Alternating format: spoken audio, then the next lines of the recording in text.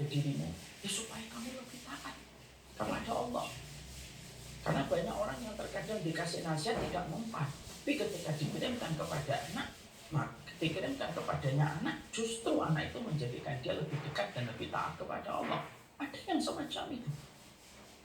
Nah, itu yang pertama yang harus kita temukan pertama.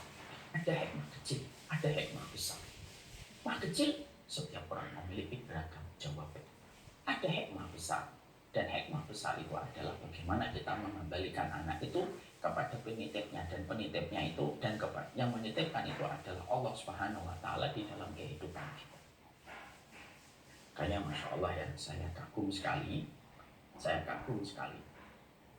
dengan salah satu guru saya, ustadz saya dulu ketika saya masih di pondok. Kami dititipkan di pondok. Ketika pertama kali kami masuk pondok setingkat SMA, maka ada ustadz sepuh lalu memberikan edukasi kepada setiap orang tua yang saat itu mungkin sedih karena melepaskan anaknya pertama kali di pondok. Ada ibu-ibu yang masih nangis, ada ibu-ibu yang matanya sembab karena akan meninggalkan anaknya di pondok dan tidak lagi berjumpa dengan anaknya setiap hari.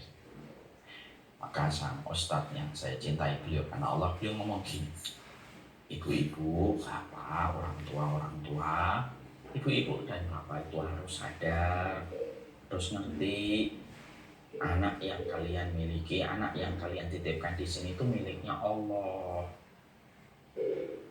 Nah, kalian itu dipilih oleh Allah untuk melahirkan hambanya Allah. Maka biarlah anak itu belajar di sini supaya dia tahu jalan pulang kepada pemiliknya dan kepada penitipnya. Karena sesungguhnya celakanya manusia itu bukan hanya tidak sholat, celakanya manusia itu bukan hanya ketika mereka tidak puasa, tapi celakanya manusia itu adalah ketika mendapatkan titipan lalu titipan itu tidak dikembalikan kepada penitipnya. Karena yang dititipin tidak tahu jalan menuju kepada penitipnya. Sudah, biar di sini aja, biar jadi anaknya Allah. Kalau ibu dan bapak anaknya sudah menjadi hamba-hambanya Allah, ibu dan bapak menjadi orang yang paling tersenyum nanti di masa tua.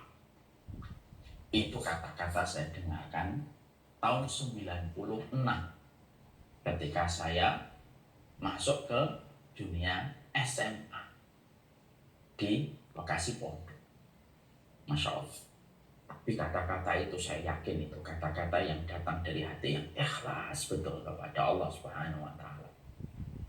Kata-kata itu walaupun sudah berjalan 25 tahun lebih, kata-kata itu dari sang guru yang beliau sekarang sepuh, dan pernah saya lupakan kata-kata itu. Ini yang kita harus pahami. Makanya